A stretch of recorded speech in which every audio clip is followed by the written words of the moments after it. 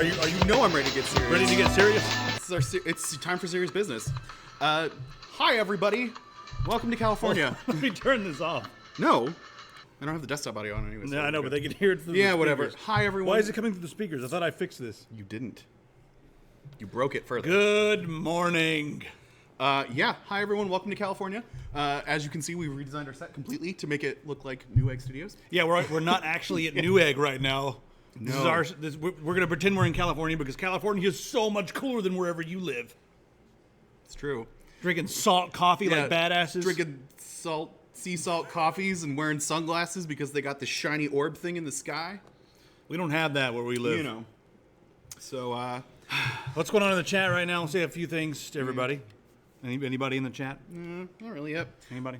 Start talking in the chat, folks. We'd love to hear from you. So, yeah, as you can see, we're broadcasting live from Newegg today. They were gracious enough to let us do the show here today. If you hear some stuff going on in the background, it's because they're still striking set for a bunch of stuff, and we're kind of impeding their process a little bit. So impeding is a very nice way to say it. We showed up and they're like, "Oh God, we forgot we said yes to this, didn't we?" Yeah, it was like, "Oh, jeez, your cashmere jacket is twisted." We're letting you two back in again. Yes. So on account of it being California, You kidding me? You kidding me? Yeah. What we did yesterday, that's the most professional thing that's ever happened here. You know what I'm talking about? Yeah, it was so professional. That jackass crew they used to have, you kidding me? Paul and Kyle? We're way more professional than those bozos. Yeah, look how professional we are with our professional sunglasses and our professional coffees. Paul, Kyle, next time I come to town, you better call me. Yeah. Is that how it works? Yeah, they didn't call you at all. It's like they didn't even care about the fact that you were here. So, anyways, yes, we got a great show full of great show type things. And,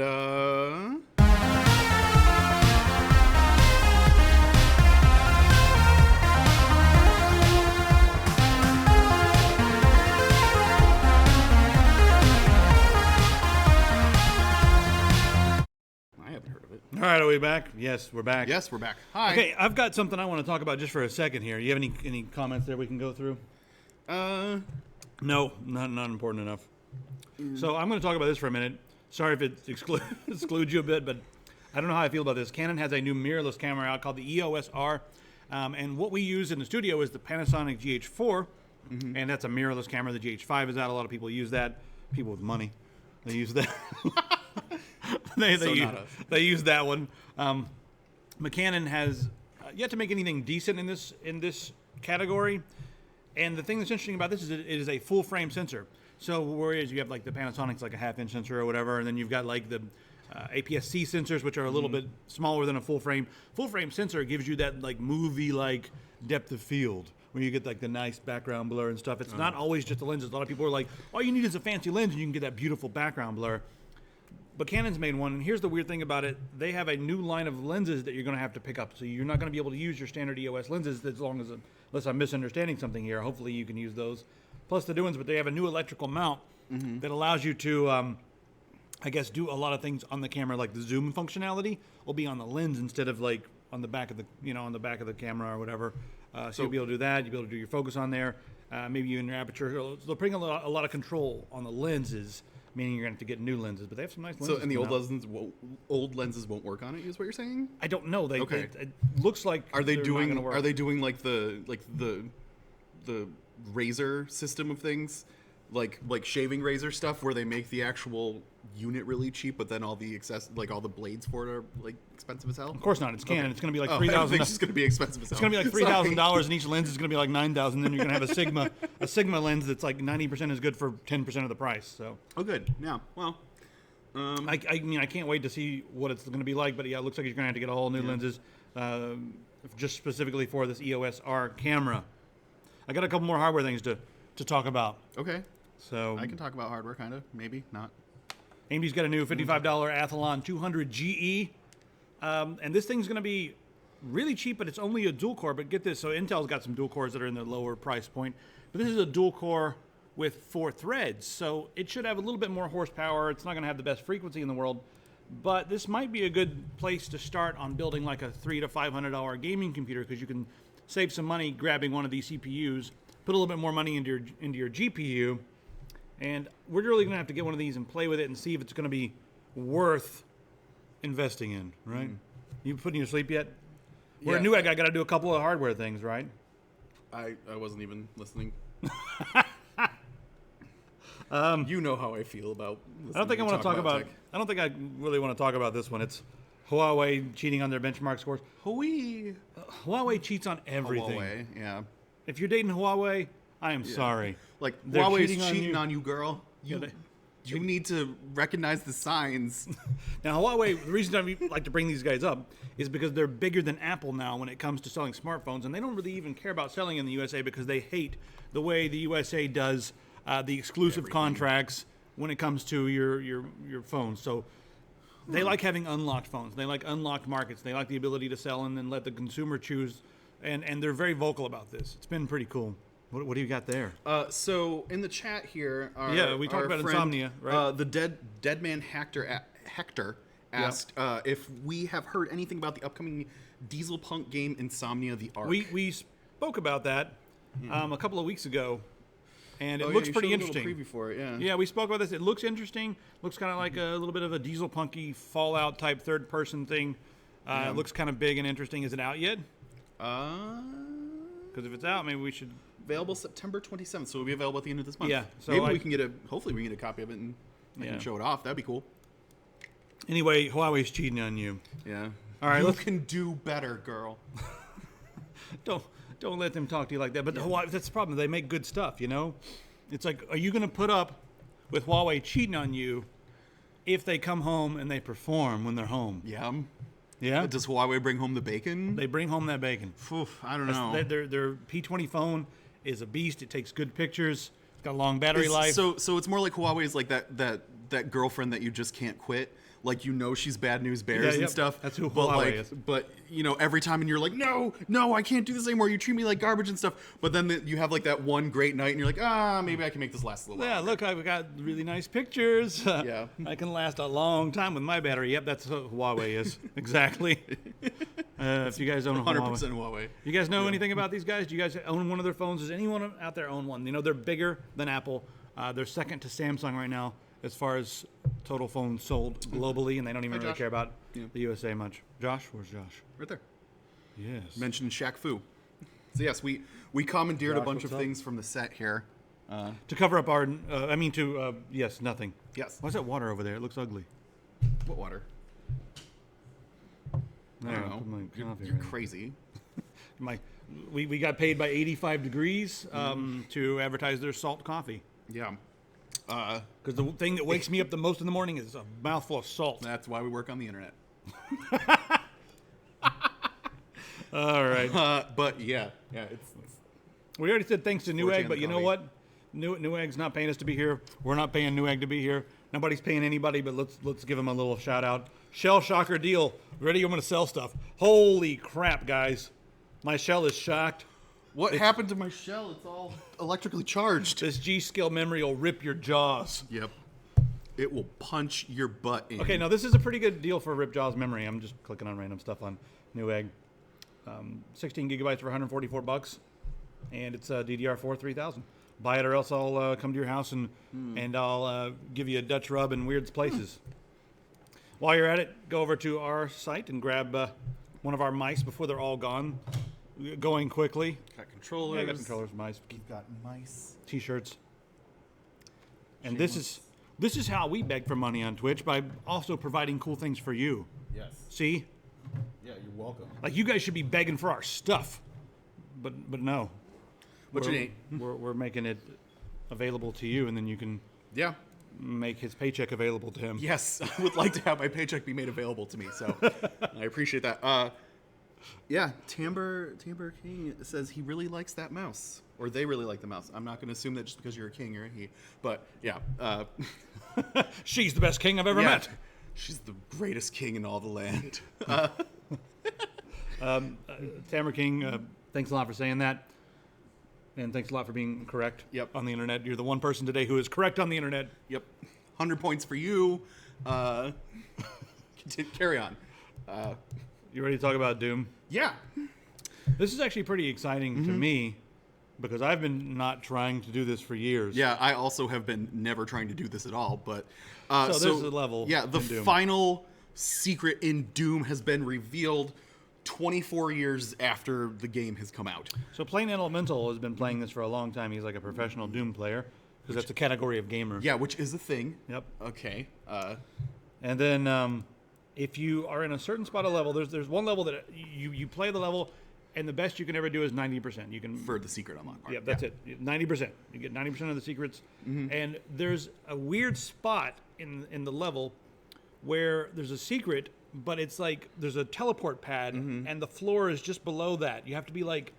Yeah, it's like this 16 pixel space or something like that. Yeah. And in order to touch that floor, when you touch that floor, it like triggers something, opens up a door or something like that. And we'll go ahead and cut to it to show what happens, because if you walk onto it, it doesn't work. Yeah. There's only one way. The only way you can actually achieve finding this secret is by having a was it Kaku demon? Which any monster. They have to push into you and knock you. Right there. See, he just got knocked in there by the demon. So the demon knocks you, and it like drops your character a little bit. Yep. Don't hit the teleport pad, and that's the final secret of Doom. Finally. And John Romero's been congratulating him. I wonder if John Romero even remembered this, because that's like he's been doing a lot of stuff. I wonder if he was like, "What? We had another secret? Holy crap! Did I put that in there? Did Adrian Carmack put that in there? Adrian Carmack wasn't making the levels up. Did American McGee put that in there? Who did this? I don't know, man. I don't know. So anyway, that's pretty cool. That is pretty rad. I kind of want to go. Every time I see a video of Doom, it's kind of like Deus Ex. I want to go replay it now. Yeah. It's I replayed it last year. It's still one of the most fun games Deus ever. Ex or Doom? Doom. Okay. Deus Ex is like the best, but Doom is It's also equally good. Yeah. insanely fun. Especially now that you can get all these like. Tamber King says Carmack, not Romero. What? Tamber King says. Oh, it was Carmack that Carmack, said? not Romero. It was Carmack that said that? Yeah. Carmack congratulated him? Maybe. I don't know. What? No, John Romero congratulated him. Who are you talking about? Who are you talking about? The person that designed it, I guess. When you said, like, I don't remember putting that in there. Might have been Carmack. I don't know. Carmack didn't design levels. I don't know. Carmack designed the game engine. And then Adrian Carmack, who's not related, did a lot of the terrible artwork, all that bloody stuff. And then American McGee, John Romero, and also Tom Hall did most of the level design. Get your Doom history in order. I gotta tell you, Carmack sounds like a really shitty wizard name. Carmack? Yeah. I am Carmack, Wizard of Lightning. Well, didn't Johnny Carson do like Karnak? Oh, yeah, with the... Yeah, like, I see the future. Karnak the Great, yes. Ex-wife joke while holding an envelope up to my head. Yeah. just say, it'd be funny if he just said what he was the ex-wife joke, yes. Yep. There's like two people in here that actually understand that. That understand Johnny Carson reference? Yeah, that's even before my time, so I had to watch old videos to even know in the first place. Yeah. So it's probably way before a lot. I mean, they might like the "Here's Johnny" is a reference to him, so could be. You guys a know reference that? to him. No, that's actually "Here's Johnny" is a reference to The Shining. No, it's not. You. Oh, I had someone say that, and I was like, huh? And they actually said to me, like, like from The Shining, and I was like, The Shining is referencing. Yeah. Was Sandy Peterson still with id by the time they made Doom 2? No. Yeah, but I guess he was only involved with the writing anyways. No, I'm joking. Yeah. I don't know. I don't remember about Doom 2. Is there like a history of Doom that we could read somewhere? There is, yeah. It's called Masters of Doom. Oh, really? Yeah. Oh, shit. Okay. Good book. Into it. Yep. And after I read that, I think I know everything. About Doom or about everything. Oh, okay. Just entire. Like after I read that, now I know everything. Everything. All right, we're gonna get some opinions from the audience right here. Henry Cavill, or Cavill. Cavill. I think it's Cavill. There's no e on the end. Cavill. Henry Cavill. Henry Cavalry. Hank Cav is good old Hank Cav. Yeah, good old Hank Cavy. So he is going to be playing Geralt on the Netflix Witcher series. I don't know how I feel about this. It's pronounced Cavill. What? Okay, so Henry Chevrolet. Henry is going to be playing. So I wonder how people feel about this, because I'm honestly like a little. back and forth on him. Like, he's a good actor, and what's more, he's also a really huge fan of the series. Like, not only has he read all the books and he's played the games and stuff like that, so he actually knows and is like geeking out about it. It's like when John Boyega got to be in Star Wars kind of stuff. But you know, like. See, the thing, look, take a look at this. Someone photoshopped him with the beard and the scars and everything, but this is not going to be indicative of what's going to happen in the show. So the show is following the books, not with The Witcher 3, the video game, which The Witcher 3 is probably bigger than the books globally, but those books are very big in Poland, right? Yeah. What are you reading that's so funny? I'm reading our funny audience So here. a lot of people were picking characters and throwing characters, and then, you know, everyone's an authority on the internet, of course. Yeah. So they all have, this is the person who should play Geralt. This is the only person who can play him. And a lot of people are, you know, comparing pictures of different actors to Yeah, a lot of people really wanted Jason Momoa to do it. Aquaman. Yeah. Did they? A lot of people were really that's gunning right. for him. I thought the best choice was, what's his name? He's actually Polish. With a very pointed face. Oh yeah, the like older. I know who you're talking about, that older looking guy. You know who we're talking about? That guy. That guy. Of yeah, course. come on. You know what's his face? The problem is the books. Good old what's his face? The books, they start, you know, the Netflix is going to probably start at the beginning of the books because that gives them more material to crank out to keep you guys glued to Netflix. I'm sorry, Southpaw Mike. Nikolaj Costa-Waldau is way too handsome to be Geralt. I'm sorry. Jamie Lannister is far too, and like actually can emote. Well, you know, what about this? There's a scene in The Witcher 3 where he shaves and he looks pretty, you know, handsome. You know. Yeah, I don't know. I would snuggle him many a cold night, sir. Viggo. Okay. Viggo Mortensen. Yeah. No, there's who's the actor from Poland who everyone was going crazy. I thought he would be. And he already has that older look to him. Yeah. But the problem with Netflix, they're going to start when the character's younger. Yeah. And that's something that, like, after I looked into all that, I was like, you know what? All these pictures, all these promo pictures of him as Superman, that's not probably going to be the right thing. So there's also this really huge argument going on right now of basically, like, people are like, I don't like how Henry Cavill, Chevrolet. how Henry C. People don't actually, like, a lot of people are like, I don't actually like how he acts. And so there's also this big argument going on of... Do you need to be a good actor to play Geralt of Rivia? See, that's the whole point. Like, he's very all you have to do is just show up and go like, "Hi, I'm a badass and I like women." Shh. Should we fight or fuck? Yeah, fight or fuck. That should be all he says in the game. Fight or fuck. It should be like the Fallout 4 options, like sarcastic, yes, no, fight, fuck. No, so a lot of people are having this argument right now of like, can he actually act, or has he just been really poorly written stuff? Because, like, you know, freaking Superman or Man of Steel, and like the Justice League movies both like super bombed because their writing was kind of atrocious on it. So like he in the media lately, like, hasn't really had an outstanding role to play and that actually shows off his chops. And also they did that whole CGI thing with his lip that like killed his credibility. Well, honey, let me tell you what, that's his agent's fault. His agent needs to stop getting him into comic book movie after comic book movie. There's got to be a little bit of art house in the middle to show his versatility. Yeah, how about a game of, like, is there just going to be an episode where, like, he's supposed to be doing something, but then just plays Gwent the whole time? They'll probably have a few Gwent episodes, you know, especially because the full-on Gwent video game is coming out, so there'll be a few Gwent episodes. Yeah, a hint of Gwent. Just a hint of Gwent. That's my cologne. All right, guys, we're going to talk about the thing that everyone's been waiting on the edge of their seat for us to talk about, but didn't know that we were going to talk about, and I'm talking about Valve. Is that what you're talking about? Let's talk about it. Valve. Talked about. Done. So up in Seattle, actually up in Bellevue, which is right next door to Seattle, you can see it across the water. And cheaper. There's a place called Valve, and it's their offices. I'm just reading the chat here, and these people are These people? Yeah, like Steve Buscemi as Geralt. Yes. We're back on that again. Everyone's ready for us to talk about. No one's mentioned Christopher Walken. Really? Yeah. I'm shocked and appalled. Do you want to play a game of Gwent? Which one is the right? Which one is the? This is there. Where's the one with the? Where's the chat? Why is it not on there? What? I don't know. Why isn't your chat on there? I don't know. You people, yes. You people in the You chat. people. Yes. You people of the chat. Yes. Anyway, back to Valve. I just triggered the whole chat. Everybody in chat, shut up, because I've got an opinion. Uh-oh.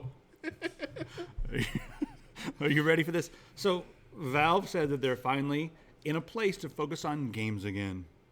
So, big Dave Valve. That's Gabe's father, Dave Valve. John Valve. John Valve. Owner of Valve. The actual real owner of Valve. They said that they were improving their platform and trying different things and working through, I don't know, trying to figure out the best way to allow indie developers to get their projects on Steam and all of this. So they worked on their platform and they worked on their platform, and now they're finally ready to start making games again. They didn't make any announcements, though. Yeah. You got that grin on your face. Did someone say something? No, I'm just waiting for the Half-Life 3. Like, I've seen Half-Life 3 once, but yeah, like... It's only... At this point... People have given up. Yeah. The joke has gotten old and people have given up. I'm sure there's still holdouts, you know. Well, let me talk about Half-Life and Valve and everything for just a second. They have a weird business philosophy. The way they run things is they don't really want anyone to be an actual boss. I mean, other than Gabe, but really what they do is they have a whole list of stuff on a board, like all these different hardware, all these different software projects and all these problems and all these things they want to implement, and they're all listed on the board. Maybe on the board it says Half-Life 3, we need someone to take the helm and do these things. Yeah. And as an employee there, you're able to go to the board and look and see what's best for you. Be like, you know what, I want to work on, let's see, tying my shoes. And I think they have a lot of people there that are just tying their shoes all day long and not actually working on games because that's, number one, it's a lot of pressure. Number two, it's a lot of work. Number three, they're getting paid to do whatever's on the board so they can just pick and choose whatever they like. Just choose the easiest projects. And there's not like a huge management structure. They have this weird business philosophy. And, you know, when I started doing this, people came to me and they were like, you should try this business philosophy. And I was like, that'd be great, but who's going to be the visionary and who's going to direct each project? Yeah, like who's going to like push things in one direction or another? Even if there is a head director for Half-Life 3, if everyone wants to work on whatever the hell else they want to work on, you know, how is it ever going to get finished unless someone comes in there and is like, that's it, we're doing it. You guys shut up. I don't care what you're working on. We're all working on Half-Life 3. Yeah, like sometimes you just need someone to walk in there and be like, you go do this and like delegate stuff out because sorry, Mike. Because you know, that way, like I said, everyone's just going to pick the easier job and then leave all the harder stuff to, like, never get completed or anything like that. I don't know. You know what that sound means in Russia? Empty.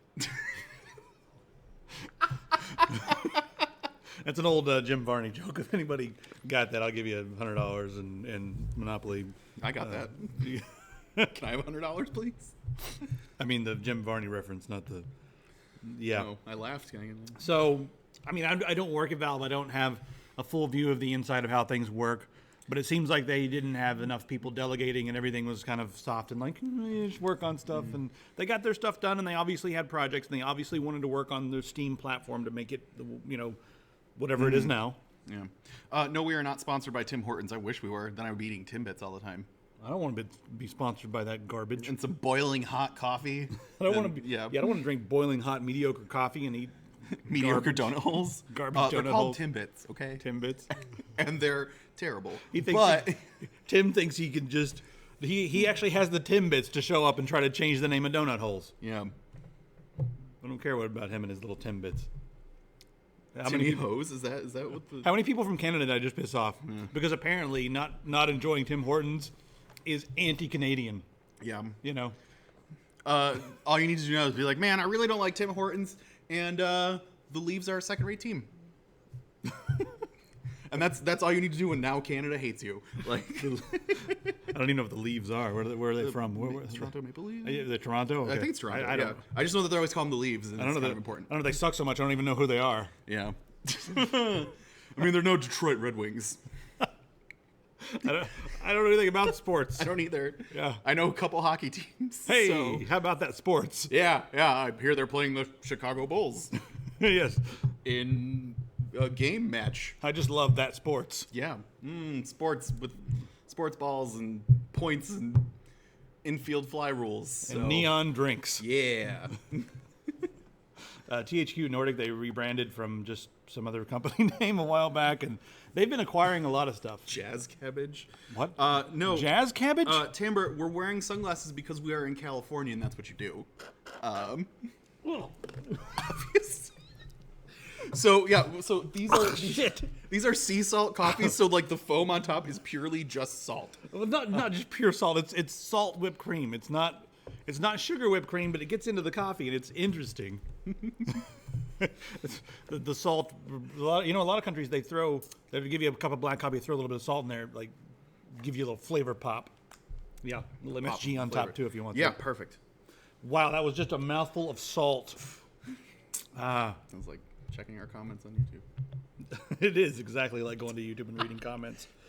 Okay, let's talk about the THQ Nordic. Yeah, so THQ Nordic has acquired the Kingdoms of Amalur IP, which means that hopefully that there's going to be a sequel to Kingdoms of Amalur. So if those of you who don't know what Kingdom of Amalur Reckoning was, it was kind of a sleeper hit. The people who were working on this, R.A. Salvatore, who is a Wrote writer, the Dritz series, and among a million or other the Dark Elf series, Dragonlance books, kinds of and the Cleric Quintet. He wrote so many fantasy novels, but they're very I guess you'd call them young adult fantasy novels, would you?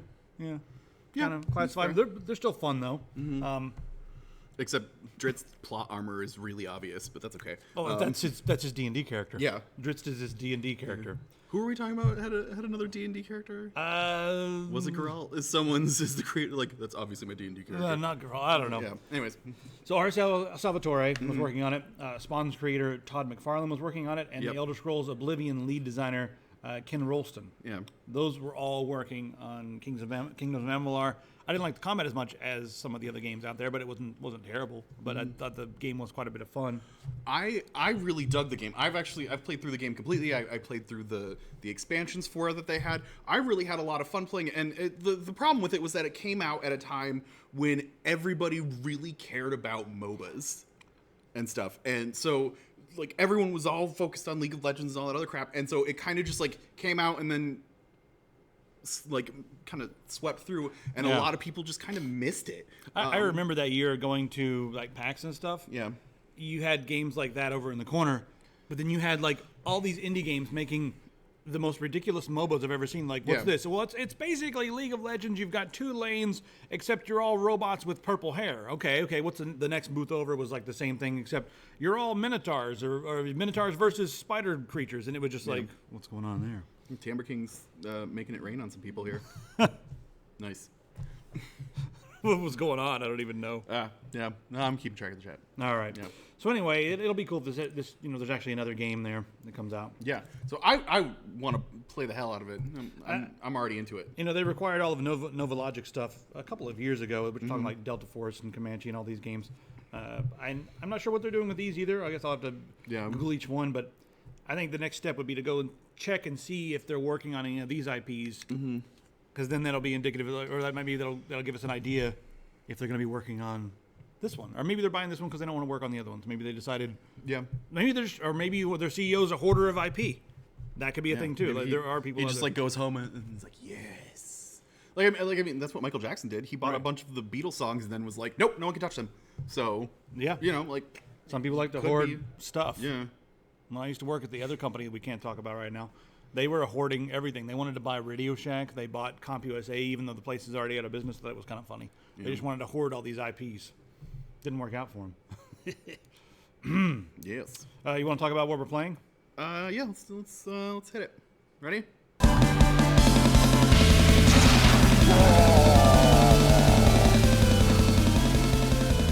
Diablo looks pretty interesting this week. This is Shadows Awakening, and it is an ARPG, much like Diablo. But this one is a single player, and the premise of this one is that you have this demon here. Hi. I'm a demon. He change the entire world when you change the so the demon exists on the Shadow Realm, and you can see creatures that exist in the Material Realm, basically. And so you can switch between the 2 realms. And the whole point is that you are this demon that's like not fully corporeal, so you take over these other fighters and stuff that are called puppets, and then you can switch between. If I was near a point where you could switch between, but you get this whole roster that you can choose from, and there's like fighters and ranged and mages. Can you change it any time, or do you have to be on a certain So you can change between who you have in your crew, but Right. you can only be at certain points to actually change. So it changes just as fast as a game like Trine or something. Yeah. You each have their So own powers. when you play the demon has the demon exists on a different realm, and you have to make sure that the demon stays alive above everybody else. Because if he's you're, the one who can if he dies, all your puppets die too. Right. So, but it's neat. You level up, you gain new abilities and stuff like that.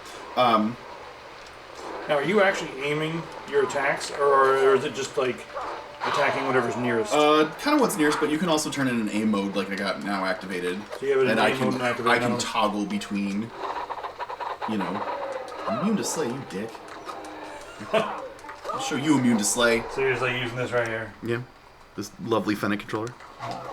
You dick, thank you. But basically the storyline is that you're all trying to gain your freedom for the most part. The neat thing about this game is that you don't get access to the entire roster of puppets that you can choose from. So you're like gaining new abilities as you gain new puppets. Yes, and certain storyline choices and stuff will make it so that you can't use some puppets for that playthrough. At the beginning of the game, you choose a fighter, a mage, or a ranger, basically, and then whoever you choose there will give you a specific storyline to that character, and it will also affect, like, what you do in the game will then affect which other puppets will unlock. So it will show you in the actual thing, it'll be like, well, you don't have access to this guy for the rest of the game, but you do have, like, this character right here. It was either choose a ranger character or choose a melee character, and I went with the range, because Yeah, it's nice to have. yeah, a good range character. So that's really neat. If you're a big fan of, like, kind of, ARPGs and Diablo and stuff like this, is a really... Diablo, Torchlight, etc. Yeah, it's a really fun playthrough. It's only single player, so you can't roll with friends online. But I like that it has different storylines and stuff like that, and different puppets that you gain access to, because that kind of increases its replayability a little bit. Yeah, go back and see what each one has. You know if it changes the endings at all depending on who you have? I haven't actually gotten that far yet, so I don't know. But man, this porcupine is a monster. Turn around and stab that lizard or whatever. Yeah, fuck you, lizard. And so recommended for people who like those games? Yeah, for ARPG fans, it's a solid playthrough. I'm not 100% sure if, after I play through it the first time, if I'm still going to be inspired enough to want to play through it again with a second character or anything like that. I'm like a little tempted right now because I'm still in the thick of this game, but once I switch to something else or anything, I don't know if I'll want to come back and play through the storyline with a different person or not. But I'm enjoying it. I like ARPGs a lot, so I'm enjoying what I'm doing here. The guy's got a little midriff going on right there. Yeah. Look at that guy. Little midriff. Mm-hmm. It's just sexy all over this game. Yeah. So it's neat. You get some, like...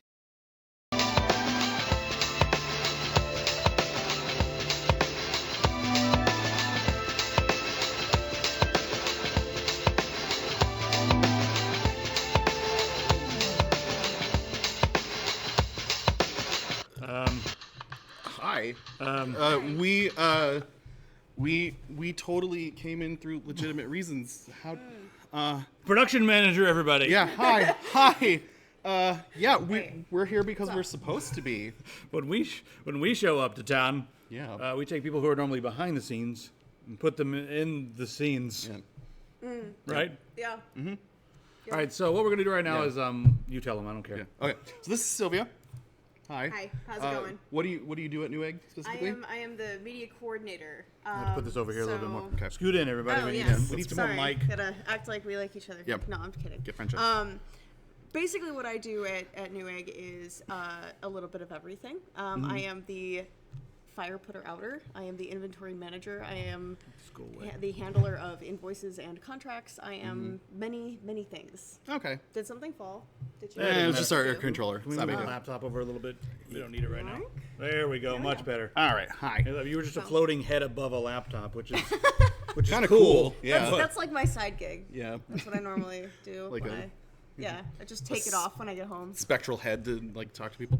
So we have a couple of Dungeons and Dragons things to talk about, but before we get into those, we're just going to talk about Dungeons and Dragons 5th Ed and our experiences so far, because Yeah. I know there's probably some new players out there. And there's also probably some seasoned veterans out there in the audience.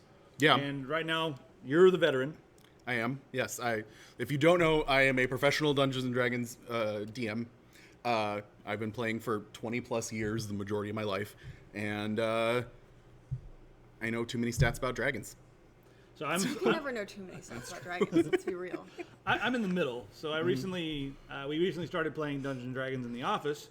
I've also been playing for about 20 years, but I've mostly played second ed. Yeah. And I played mostly second ed. 3.5 was like, okay, played a little bit of Pathfinder, but just starting 5th ed. And then you're new. I am brand new. So how long have you played any other D&Ds before this one? I have not played any other D&D. I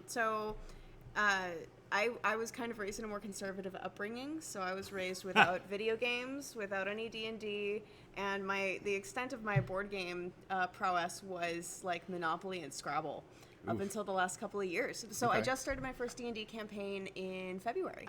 Wow, and nice. We've been playing for a little while. Yeah, we're God, what session are we on now? I think it's close to our 25th, 26th session. We usually try to meet once a week, but we're taking a brief hiatus because our DM decided to go on a road trip. Right, the bastard. So you're getting a pretty good feel for it because you played for a while. Yeah, now. it's been so fun. It's been so much fun. Honestly, like I walked into it not really knowing what to expect. And I just completely fell in love while rolling my character, and I'm like just right then before you were even role playing. Yeah. Like even just getting ready to play, I'm like, this seems like it's gonna be great. I'm gonna love this way more than I thought I was going to, and it turned out I'm completely obsessed. Like the amount of time and effort that I put into putting the backstory in my character, it's like I can't die. I can't die. I'm gonna cry so hard. Part of you will die. It really happens. will though, because when you do D&D, I feel like you do it for not only the role playing, but like when you do role play a character, you put a little bit of yourself into it, and like either something you want to be or something you aspire to, and you get a chance to kind of like portray that. So that's been the coolest experience for D&D for me, and also just beating the crap out of people. Yeah. So and then you get demon possessed. Yeah. That's the next step. Yeah, and then, totally. And then kill yourself after your character dies. That's the way it works. And then you start worshiping Satan. We'll joke around. And then you start sacrificing people around your town in order to level up. Yeah, I want to joke around about that because you and I have the same history as far as like not being allowed to do anything back in the day. Right? We'll joke around about that in a minute. Before. Yes, Sieg, we're at Newegg Studios. That's why it looks different back here. We're in California right now. Yeah, they broke in. Yeah, sorry about the downgrade. Yeah. Look at this professional studio full of actual this like. 4K television. If you guys are just joining us, I want to remind you that I've been to Newegg a few times, and it's so professional now. I didn't know what to do with myself. I thought I was in this is like a real thing now. Yeah. It just became real. It just got It real. just got real. And we It like got really real. we walked in here and everyone was just so fucking nice. It was just like I thought you were going to say totally mean. No, everyone was just so nice, and everyone was just so welcoming, and like everyone just came up and introduced themselves to us right away, and had nice cool things to say, and like even when we weren't doing stuff, people were just like hanging out and chatting and talking about cool things. Like I mean, that's what you did with us. I had a different D&D shirt on. You were just like, I must talk to you about Dungeons and Dragons, and that was the second you get into a hobby like this, the second you get into the D&D fandom and you get attached to it, you recognize it in the world anywhere you go. And just smell it. Like, Then you start to realize that nerds are here. you start to realize that like I must speak with you. I think a lot of times you realize that like 80% of the the nerdier media, but a lot of the video games and maybe 30-40% of the movies you see out there, well, that's their D&D campaign. That's their D&D character. This is their D&D experience. Or this creativity probably was spawned when they were 12 or 13, when they were still developing the capacity for abstract thought. Yeah. And then they injected this in there, and it became when this. you see the influence of D&D everywhere, everywhere. Once you start playing it, you're like, oh my god, that's based off of D&D tropes. Oh my god, that's based off of D&D. And every single like. I'm starting into video gaming, and I'm playing Dragon Age Origins right now, and it's like, oh my god, it's like I'm playing D&D, but like in a video game. Yeah, it's pretty damn close. It's pretty much the D&D. coolest part though too is like now I control the entire party, and I have to like strategize all myself versus having a group of people around a table trying to strategically like go after something and all stay in character. Now all of a sudden I'm like managing a little family on my computer, going, oh my god, okay, I have to be like the rogue and the sorcerer and the dual wielding badass warrior chick elf that I decided to be for Dragon Age. Oh my god, I don't know how to do any of this, and it's great. It's just great. Is there a different genre specification for party management RPGs versus RPGs like Skyrim where you are this one character? That's a really good question. Because don't know. I feel like those are the true RPGs, and the party management Like are the like divinities and stuff. they're like like strategy RPGs. Yeah. Because I'm still playing a story, but I'm also the combats are all strategy where I'm managing a party. Well, what's really cool about that is you have two sides of the game of D&D, right? You have like the very rules-based, like strategic side to it, and then you have the role-playing side to it. And I feel like people kind of tend to love one a little more than the other. Right. They tend to be a little bit more strategic-minded or a little bit more like acting and role play. I am absolutely the role player. Like I love getting into that character and you know, just playing her because she is just such a dynamic force, and it's just wonderful to like embody Mavis. Mavis is my character. Mavis. She is Mavis is a Mavis Beacon? No, just Mavis. Just Mavis. No last name. She has no I says surname. to Mavis, I says. Bring it up, Mavis Beacon. My dragonborn monk.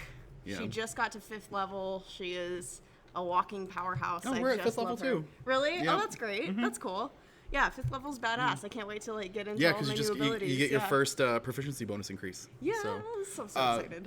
but yeah, You're somewhere in the middle, probably, with the role playing and the crunchy. for me, So- well, Or is it more about role playing for you? for me, like it's a role playing game. So when I'm sitting at a table and running it, I will always reward good role playing over following the rules. If someone is taking it upon themselves to like really act out a scene or like really go over the top with like what their character would do, or like, you know, I'm playing a character right now and her flaw is that I leap without looking all the time. So like That you get to take a flaw. I'm not sure if you guys did that when you're in your Oh campaign yeah, or not. Yeah. totally. Yeah, So- absolutely. So like I know, like I've said, been playing D&D for over 2 decades now, and so like we were playing and there was like a trap door that was like, okay, well you gotta, you know, and in my brain I go, well I know I should search this for traps and everything because that's what you do when you come across a door in D&D, but my character leaps without looking, so open the door, like, and then Oh my God. then It's deal with so- the consequences there's so because many times in the game where I'm so like, what are you funny. doing? Don't go in there. God damn it. It's but so that's- funny you say that yeah. because my character, one of her many weaknesses, she's a chaotic good alignment, and I kind of do the chaotic very literally. If she finds a big bad guy, she'll go right after them recklessly. Yep. Every single time. Like, ah. My DM had to make a parapet of wound closure just so I didn't die repeatedly. And that's like the running joke, like, oh well, you're gonna go after the biggest, baddest dude, so Yeah. here he is. Well, go get her, Mavis. Go get her. You know, that kind of thing. Like the first kind of big boss we dealt with like a cult. There was a Naga controlling the cult, and we had the cult leader first, and then we went and fought the monster itself. And I went right after the cult leader, and it was a terrible. Because usually you're it ends up righteous, being right? You're like, ha-ha. yeah. Well, Yeah. that's the good, and then the chaotic part is I just dive right in. I Yeah. don't really strategize with anybody. I'm just after them. thinking takes And- too long, well, action and doesn't. that's the thing. Yeah. There are Like, no rules that can stop my goodness. Yeah. Mavis is just like bigger than her britches every single time, but she somehow manages to survive. I've almost had my heart carved out Yeah. at this point, and my party managed to save me. And I don't want to be chaotic stupid necessarily. Like I don't want to be that person, but I do like. If I find that evil is being done, like I'm a golden dragonborn, like I'm a very good aligned character. I feel very righteously about things, but I have an urchin background too, so I'm a little bit of a scrapper, and Yeah. I just don't like bullies, and I have to go after the bully. I have to. You Leroy Jenkins. Leroy Jenkins. That's amazing. No, but actually at the Leroy table, I've been like, let's do this, Leroy Jenkins, Yep. and like run right in. It's Mavis amazing. Jenkins. Jenkins. Maybe that's secretly your last That's name is secretly my Jenkins. last name. So getting into this, like, Yeah.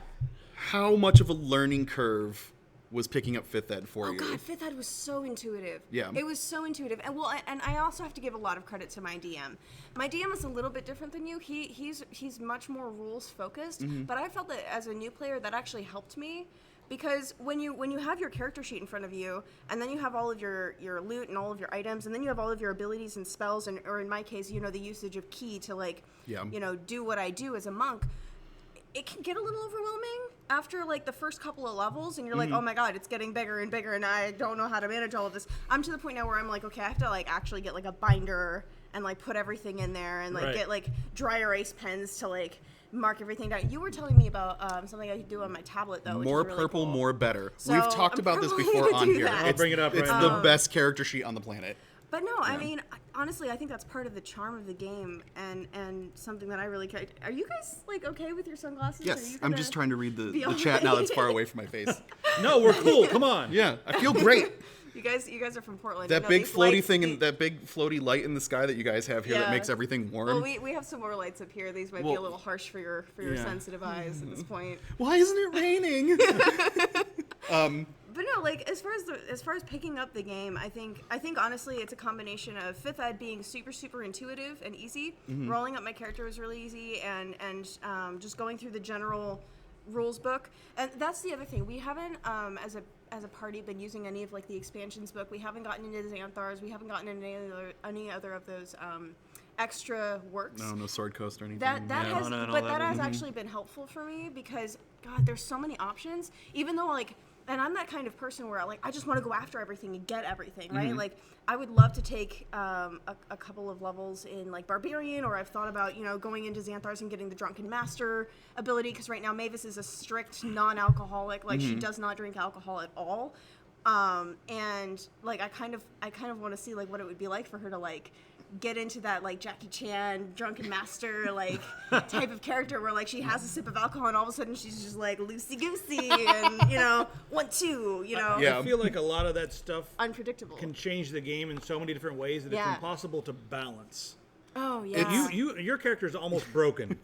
Really? So yeah, I it's accidentally min-maxed without realizing it. Oh. So I am playing a human fighter, and I'm using Logan and I play in a game with a friend of ours, and so I'm playing a human fighter that has the brute template, which is currently from Xanathar? Or is it's that in the from- Unearthed Arcana right now. I don't know if I made it to Xanathars or not. No, it's not in Xanathars. It might have made it to so Mordecai's. But anyways, Okay, yeah, so that's like it's in like, is it official? I mean, I haven't actually seen if it's made to an official book yet. But so the whole shtick with it is that whenever you wield a weapon that you're proficient with, which you're a fighter, so everything, Yeah.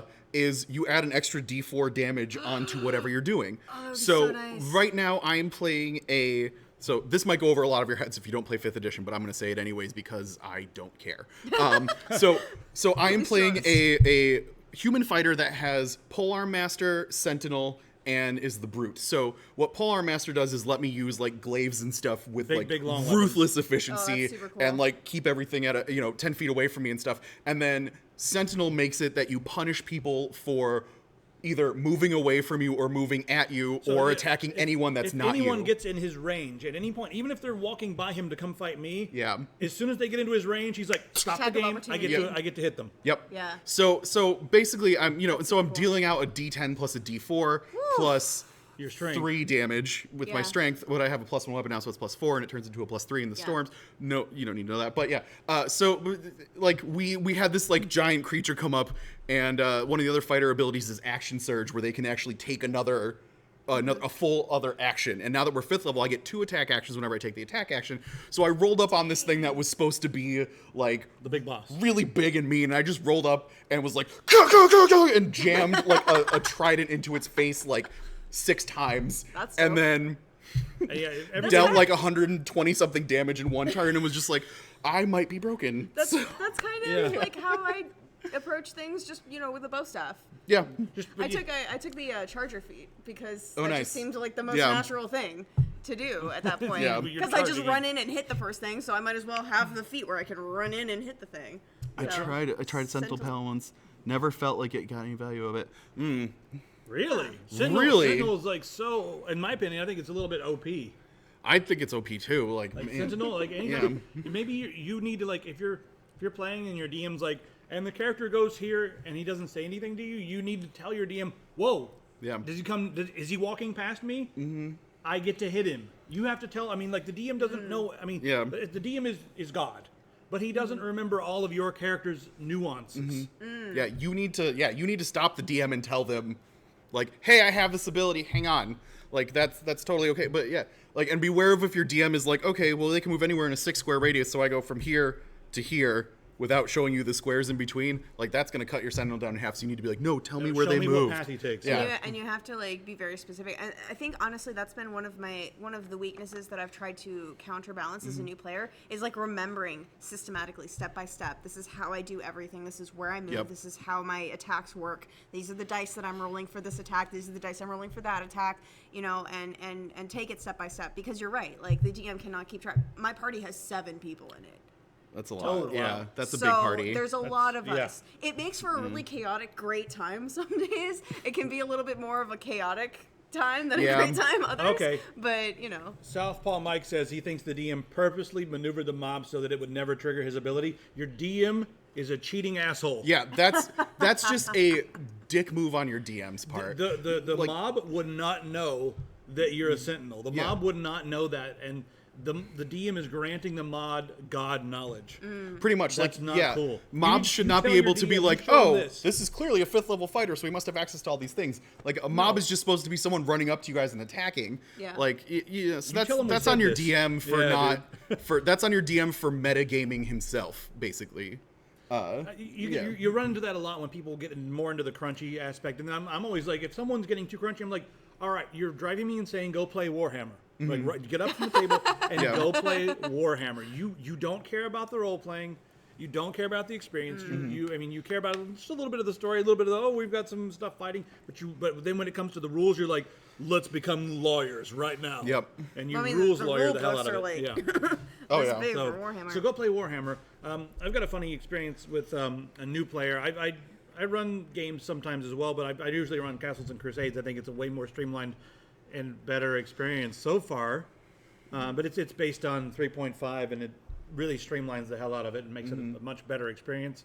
So Castles and Crusades, everybody, it's kind of like where 5th Ed was going, but it came out before 5th Ed. Yeah. It was like 5th Ed, I think, looked at it and was like, interesting.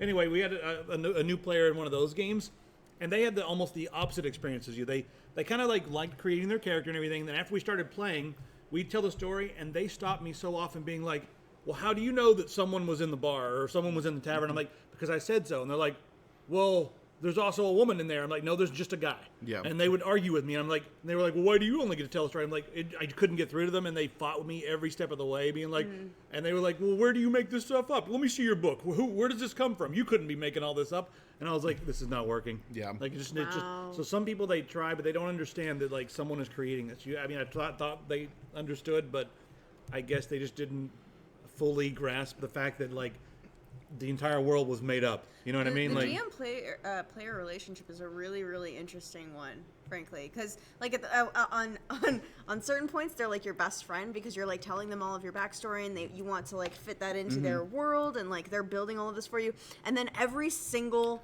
week, or in my case every single week, they try to kill you. Yeah. They just try to kill you as many different creative ways as they they possibly test can. your I mean, cunning. So Yes. Sometimes it's really tough being a DM because one of the things is being a DM is that you have to deal with constantly losing because you make up all this stuff and everything, but the whole point of it is that your party will overcome it. So you're constantly on the losing end of things, and the problem is that I find this a lot is that when I start winning a little bit as a DM, or like I come up with something really sneaky and devious as a DM, and then everyone at the table gets pissed. Oh my Because all of a God. sudden they're like, why am I taking damage? This isn't fair. And I'm like, no, it's not fair. It's Dungeons and Dragons. Shut up. We like, the last session I went to, we had almost got into a TPK. yeah. Because we forgot, the party collectively forgot that the area that we were going into was far beyond our level. And you just kind of like stroll in And, there. and so here's the thing, the DM not made a it video- really easy to get in. It wasn't like really a video. easy. It wasn't like a video game where there's a guy standing at the gate like, oh, can't go through here until you're level 5. We were in a You need the level red five. key to get in here. temple, if I recall correctly, for like this evil earth god, and the sentinels guarding the doorway were like 1-2 hit kills. Yeah. And we were just like, oh, fuck it, we'll just raid the temple. That's cool. And then their like level 16 leader comes out and just thrashes all of us to the and the DM was actually very kind at the end. He was just like, give us all your loot and then we'll let you we'll spare your lives. Oh man, They had to give up all your loot. So there went my parapet of wound closure. Oh, it's gone? It's gone. I mean, you'll have to come that's- back when you're higher level. That's pretty Exactly. fair, though. At least, No, like, but he, it really is. And at the end, there were some players who were like, well, you know, we got kind of lured into it. I'm kind of upset about it. And I was like, well, he did absolutely tell us when we got to this particular area who was ruling it and the backstory and like who was there. So we really only have ourselves to blame for forgetting that and not writing it down and, you know, not embracing the lore and that kind of thing. So like, God, it's such an interesting dynamic. But like every like 3 sessions or so, I'm like, don't die, Mavis, don't die, don't do it, stay with me. I think my favorite DMs have, and then the kind of the style I've tried to adopt myself are the ones who they don't necessarily see it as like you versus the DM. It's more of like, I've created these insane situations, and I'm going to let you guys figure it out, and I'm not exactly sure how you're going to do it. You know, like Oh, this and is it's here's your awesome what here's people your come up insane with. situation, and you Yeah. guys get to like figure it out. It's really neat to watch like people's thought process and stuff with things.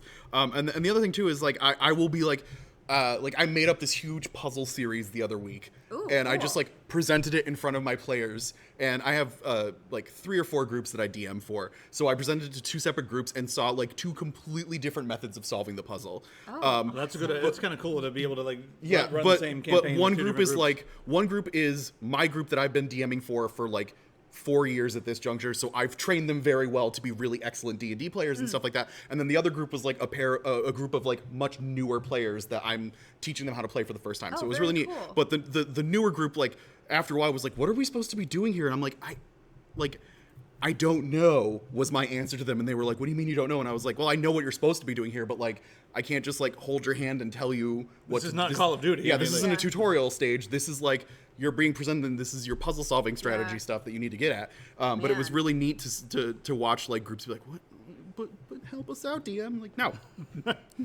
I want to. Are there clues anywhere? Yeah. I want to talk a little bit about like for people who haven't played much D&D. First off, are you having more fun with D&D than you are with like sitting down and playing a role-playing game on your PC, or is it a totally different experience? I would think so. if you could only do one, you had to pick one. If you could only play D&D or only play role-playing games on your computer alone. Oh, if I could only do one, but they're so different. Yeah, yeah. They're so different. It's just I don't like know that I cheese could and- choose. That's like cheese and trying to. allspice, yeah. That's like trying to pick a favorite movie or a favorite like food. You can't do it. There's completely different experiences. So, I'm lucky enough to have like an actual like sit down session. I know a lot of people play D&D online because they can't find a group. Having that in person session is so much fun. Yeah. Because you have not only like people playing these characters, but you have the people themselves who you bond with too over this. And Us. I just like I just oh God, I don't think I could choose. So like for me, I'm kind of brand new to video gaming and D&D at the same time. So I'm kind of experiencing it all for the first time, right? When I'm in Dragon Age Origins, when I'm controlling the party, I have such a strategic mindset, and it's a little bit more stressful to manage all of the party members rather than just myself. When I play D&D as Mavis and I sit down at the table, I only have to worry about Mavis. Right. And Yeah. if Mavis can stay alive until the end of this session Have you played like without have killing you played like herself. Skyrim yet? I have not played All right, you- Skyrim, you have and I some- really need to. I'm Yeah. gonna probably start streaming either Skyrim or Mass Effect here soon. It sounds like your parents were way more watchful, like because I was still able to play Dungeons and Dragons at the age of 12, even though my mother told me I was going to go to hell. Because what we Alright. would do is we would Yikes. like Will other D&D players be there? So it wasn't so much like for my family. It wasn't so much like I was going to hell for doing these things, but it was very much like video games are gonna rot your brain. Here, have a book. So like my parents were nerdy in like alternative ways. Like my parents pulled me out of school to go see the first Lord of the Rings movie when it came out. Yeah. So like they were cool about some stuff. But yeah, for like the Harry Potter movies, like they had to watch them first. that's satanic witchcraft right Well, there. but then it was really funny because they I remember this very vividly. My sister's friend brought over like the Harry Potter and the Sorcerer's Stone, the very first one. Right. And they're like, we need to watch this first and approve it. Then they go into their bedroom, come out 2 hours later, they're like, oh my God, let's watch it again. It's so great. It's so great, guys. Wow. And like so like I feel like my parents really meant well. They wanted me to read. They wanted me Right. to like study and like focus on those things. One thing that I'm really, really fascinated by with these strategic games for both D&D and just sitting at my computer playing role-playing games, your brain is so active during this process. People Right. look at gamers who don't play games and are like, "Oh, you're doing nothing. You're doing so much." Yeah, There's so Yeah. much like inner therapy going on when you're going through a role-playing game because, like, for example, I'm rolling up on my first dragon in Dragon Age, and I'm sitting here with my party. And I'm like, "Oh my god, are we high enough level yet? Should I back out and do something else? What should I be doing? Oh my god, I have to like study and read all this strategy." And then I'm like, I can just fucking save the game. Yeah. But even then, once It's you start gonna be fighting, okay. even then, once you start fighting, there's a ton of strategy involved. There's math Yeah. involved, like which task's going to do There's the most damage. tension Yeah, there. like It's there's so so much much going on. fun. With layers and layers. Yeah. But but like in D&D, it's a little bit more permanent too. Like you can't save the game. Yeah, there's and no go save back. points. There is no save point. You just keep going. You just plow through. And honestly, I think that that's even more stressful, but in such a good way because you're talking with your party and you're like, "Oh my god, is this like area gonna kill us or not? We're not entirely sure what's gonna happen around this next corner, and like how do we scout out for it, and Yeah. like how do I prevent Mavis from running in and killing herself, like that kind of thing." We have a player that's our friend. She plays a druid, and she's basically a machine designed to play D&D. Right. So, Dang. so every situation we get into, we're just like, "All right, druid, fix it." Like, unless it's a social situation, then we go, "Okay, bard, fix it." Yeah. And then if it's a fighting situation, everyone goes, "Okay, fighter, fix it." Yeah. And then we kind of just are like, "Oh God, please I get us think out." Yeah. that dynamic was something else I wanted to talk about in fifth Yeah. ed. Looping back to the fifth ed, talking Yeah. about We're kind of all over the place. I'm sorry. Yeah, it's whatever. the fifth ed. The fifth ed. You guys play the fifth The fifth ed? The fifth edition? It's so I feel like so official. it's not as egregious as 3.5 or 4, but I feel like your player can evolve into sort of a jack of all trades in a lot of different ways. Oh, and yeah. then you're not as reliant upon any one person. Whereas like in second ed, it's like, oh shit, the door's locked. Where's the rogue? And Yep. they're like, oh shit, the dragon. Where's the fighter? And then but you everyone had tropes. And tropes are not always a bad thing. They forced you to work together in That's in really ways that you true. don't always have to do in the newer versions. And I find We that's kind of have that really- going on. I- That's because we've made these players. So I kind Sorry. of feel like that's a. Sorry to interrupt. that's okay. I feel like that's kind of a double-edged sword because at the same time, I remember sitting down to 3.5 games and going to sit down a session. Sitting with a new group of people that's already played, and this happened to me multiple times where I'd sit down and be like, "All right, what do you guys already have for characters and stuff?" And they would go, "Oh, well, we have a cleric, a fighter, a wizard, and 2 monks." And I'll be like, "Okay, sounds like you need a rogue." So, Right. and then I would roll up a rogue because you need to have, in older editions of D&D, you had to have certain things in order to actually survive the game. And that was kind of shitty for me because then it pigeonholed me into constantly having to play a rogue, or like, we desperately need a cleric, so you have to play a cleric. Right. Whereas in 5th ed, you can be like, well, I'm a fighter, but due to my background as urchin, I'm proficient with thieves' tools, so like when we roll up on a door, the fighter can open the door for us, and we don't Yeah. have to worry about the fact that we don't have a rogue. So I love that too because like it helps flesh out backstories so much, and I feel like having a little bit of that diversity makes your character more interesting too. Because if you're not playing a trope necessarily, you can kind of weasel your way through. So like Mavis has so many nuances. She actually did take the urchin background. Yeah. So you can And pick locks and everything. She can pick locks. She can wear disguises, which she's really insecure about being a dragonborn. They're very rare in the world my DM has built, and she was ostracized as a kid, and lived on the streets for a while. So like, there's that flavor to her now too, and she's scrappy and chaotic good. So she's not afraid to steal things. So it's just one of those. It's just one of those things. Like I love the nuances that you can put into your Yeah. character in fifth ed, and I'm. In something where like when you're a new player coming into D&D, and for me, like the thing that excites you the most is the role playing. You kind of want those nuances because you're playing like a very in-depth character, and like that's the draw for me. Right. Like Yeah. I want all of those options because if I have all of those options, I can kind of shape my character as she grows. I'm on the other side of that. Like I want there to be some, but I don't want each character to be so powerful that they don't need others. You know what I mean? Like Yeah. Like I don't want any one character to be like, I don't really need anybody else. I can kind of just do it. I'm an Omni character. I can just do it all. I kind of want there to. I mean, you have. It's a party game. I kind of want it to force people to work together. And like, Every I don't party always know. has the edgelord that always wanders off, right? There's always this The one guy. chaotic, stupid character. Get yeah. rid of that idiot. Get him out of your party. He's always like the guy like sits over there.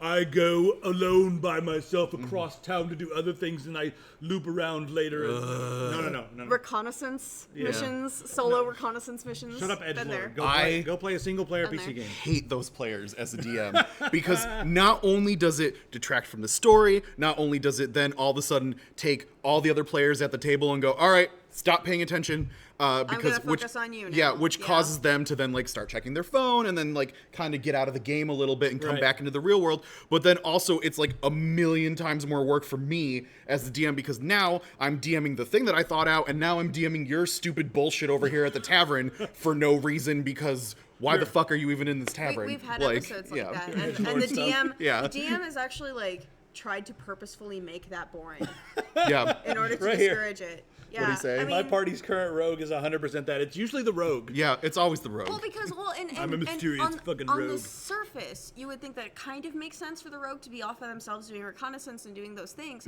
but at the same time, like too much of that, and yeah, you, like you said, you take away time from the other players, you take away time for actual story development, and you just waste it listening in on conversations that don't really matter. Yeah. And pertain nothing to your game. And like I feel like the DMs like tried to make it purposefully boring to like, okay, come on, back to the group where the action is. Let's go. I remember one time I was Yeah. like, oh, this guy's going off to do something awful. As soon as he leaves, I'm like, you get attacked by like an 18th level assassin, and he like grabs you and takes you away. Never back to the leave back the to the other party. party. Now you guys have to go save him, and it's gonna be fun. Yeah. And you're gonna sit in Yeah. the fucking cell and shut your mouth. I've done like the rogue will go off and do something and I'll be like, cool, and then so they're like, I'm gonna go this way and look at all this cool stuff and everything. I'm like, all right, whatever. And you go and you find a room, it's got a tree and it's boring.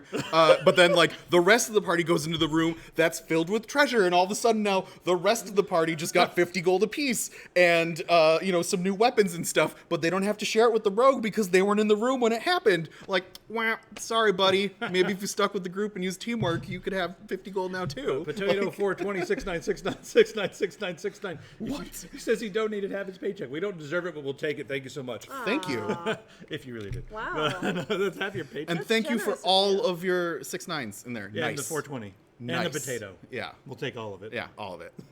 Anyway, there's some pretty funny stuff going on over here from the few people who do play Dungeons and Dragons. Yeah. If you know anybody else who plays Dungeons and Dragons, get them over here before we're finished talking about Dungeons and Dragons. We've still got a few more things to chew on. Oh yeah, we wanted to. Yeah, we we got got to get on the another- back on the yeah. plane. So Yeah. we finished arguing about like the characters that can do Diversity? jack of all trades Yeah. versus the characters who are not jack of all So trades. here's my kind of final verdict on that. Fifth edition allows you to be flexible. I don't think it allows you to do it all. No, I I don't agree think with I that. don't think there's enough time. And for smaller parties, I think that makes it a lot more efficient. It's better than fourth ed. And when you're diverse and a little bit flexible in what you can do, it still does force you to work together because not everybody's going to have thieves tools, not everybody's going to have a disguise kit, not everybody's going to have a healing ability, not everybody's going to have the ability to run in and punch something in the face and kill it in 2 hits. Right. You do still have to have that party dynamic, and D&D is very much like a social game. You have to have a social ability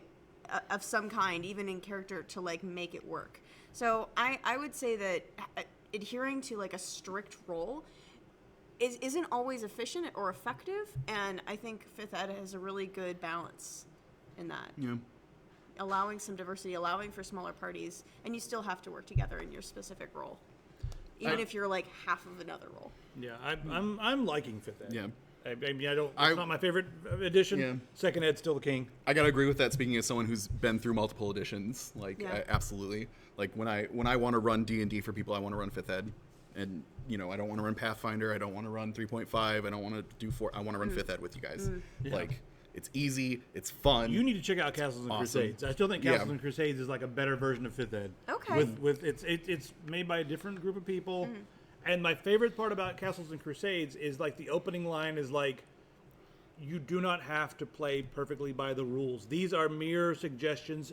The most important part is having fun and role playing. Totally. And I really enjoyed running those games because as the DM, if I have a bunch of magic users and stuff, I'm like, you guys are responsible for knowing all the rules that has to do with your magic.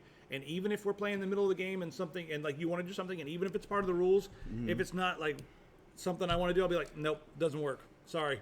Like, nope, we're not doing that. But we'll keep going. Or if it's like, someone wants to do something that's not part of the rules, I'm like, yeah, you can do that. That's reasonable. And it encourages that kind of gameplay that's more about like feeling the situation out and having fun and creating rather than like being rules lawyers. Adhering to the rules very strictly. But there's some people who are like way against that. They're like, no, the rules must be 100% respected all the time. And my I'm on the DM is opposite very end of it. rules based, and like I said, that's an advantage for me as a new player because I Yeah. can kind of when you don't know what the rules are, it's sometimes a little more anxious. Yeah, that's what they always say. You got to know the rules before you can break them. Yeah, Yeah. exactly. But at the end of the day, like I'm there to role play. Yeah. Yeah. I mean, like I try to adhere to the rules as much as possible, but Yeah.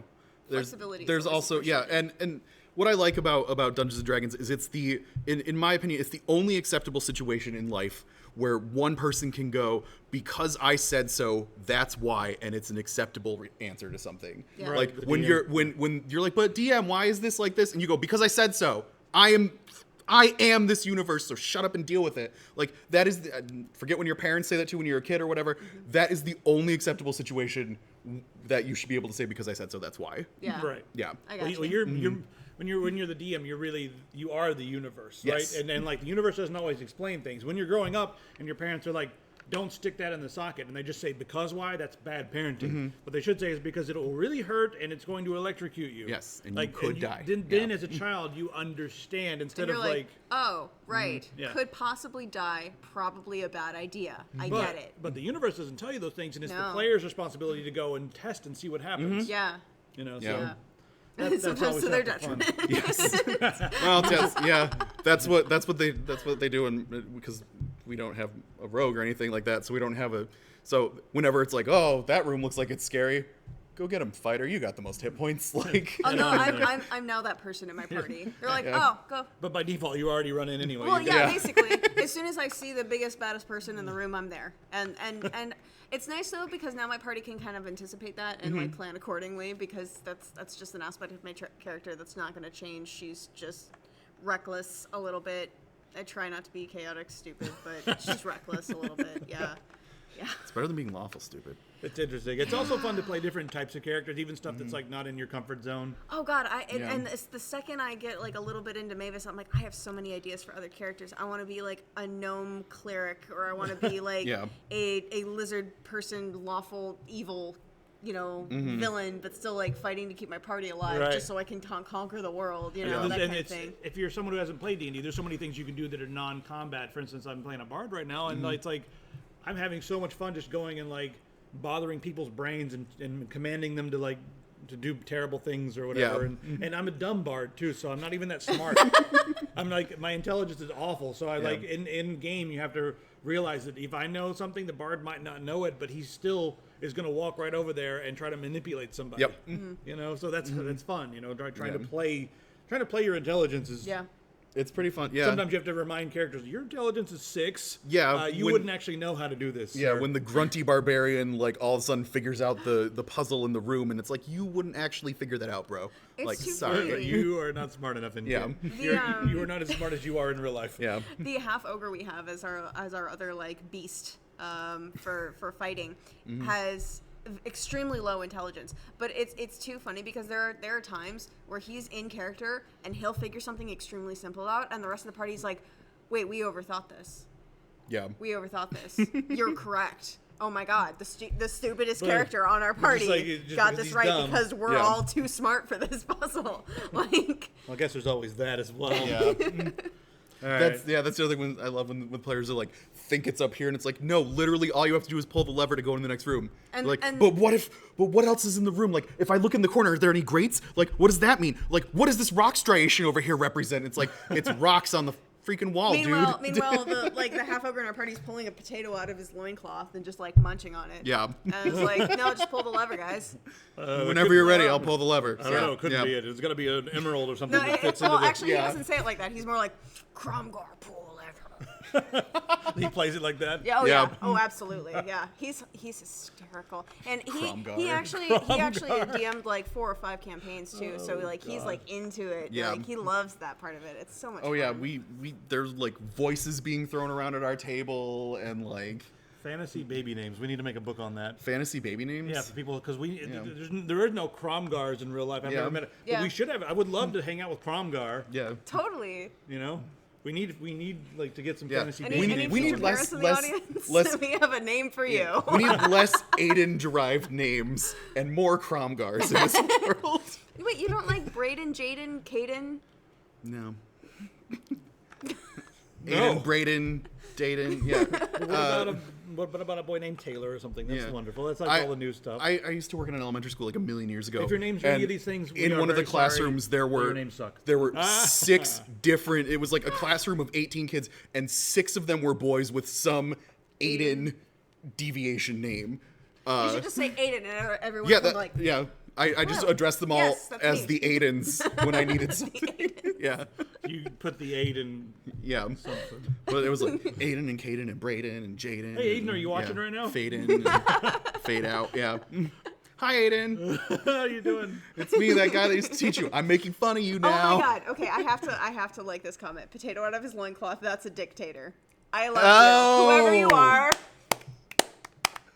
That deserves a slow clap. That's wonderful. Thank you so much. You for that. 100% win today. You See? brightened my entire life. With Normally, that. That's wonderful. normally Logan or I have a running contest to see who can make the worst pun on each episode, but today the dictator won. This dictator wins.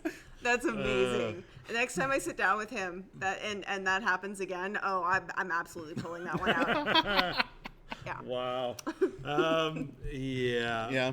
All right, I think that's pretty good, right? Are we? Yeah.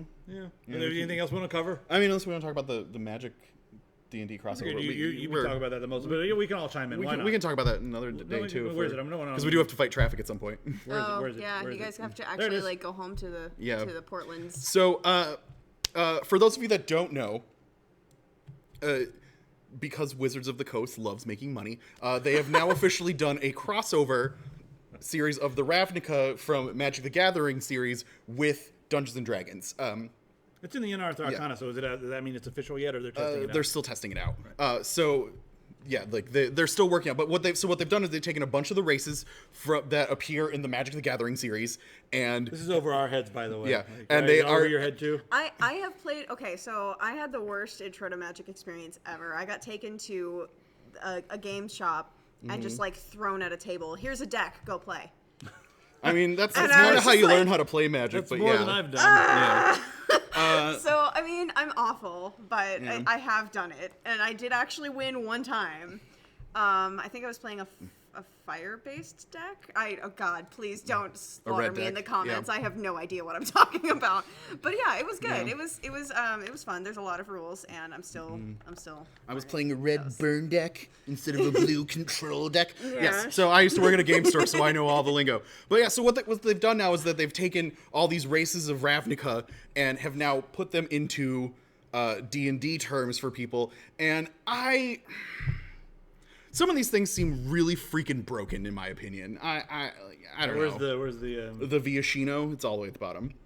scroll into the bottom? So Viashino, for those of you that don't know, are a race of lizard people that aren't lizard folk.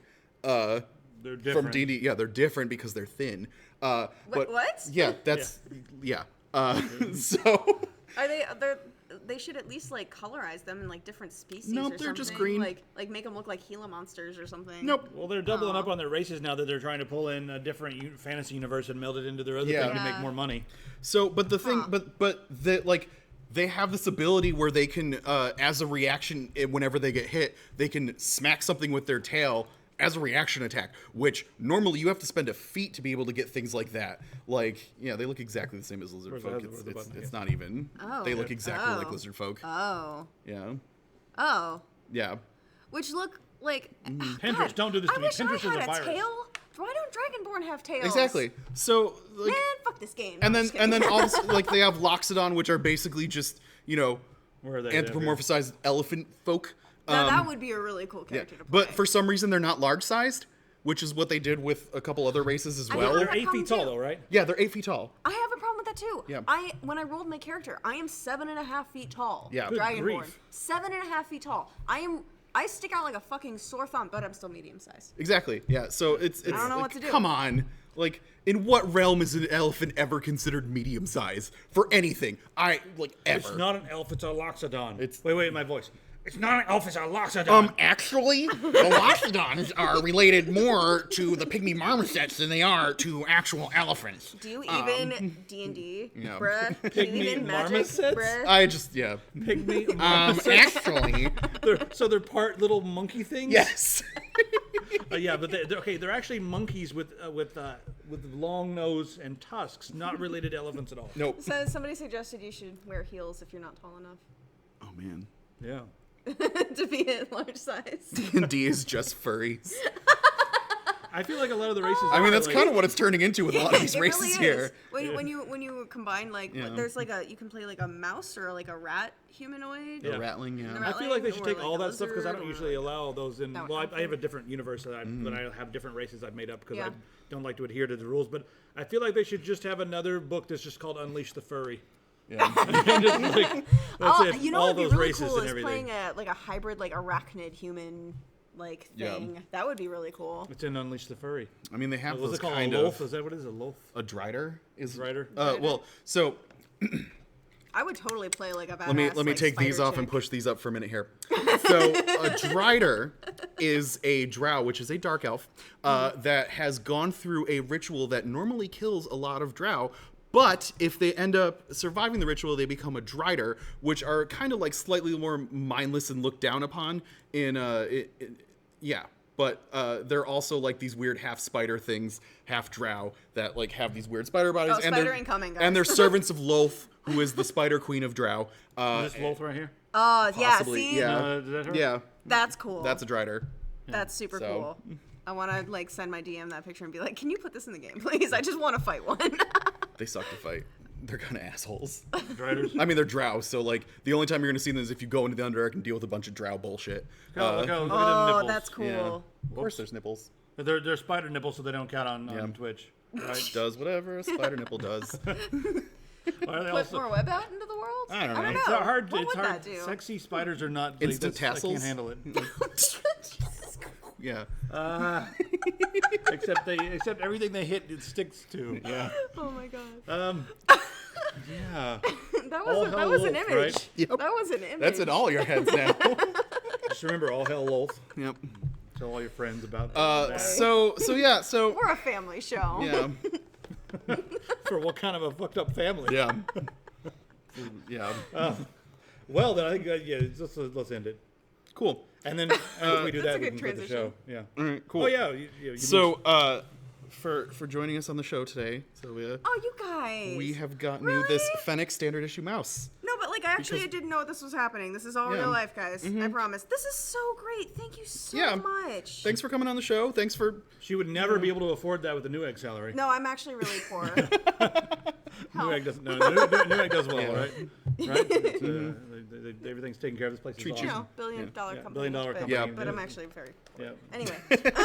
She gets paid No, this is $100,000. awesome. yeah.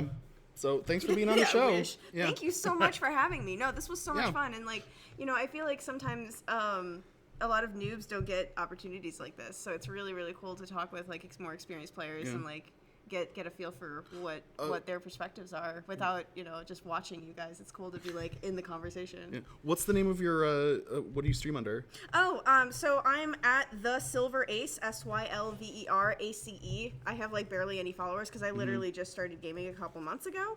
But yeah, if you guys follow me there, recommend me games to play because I just downloaded.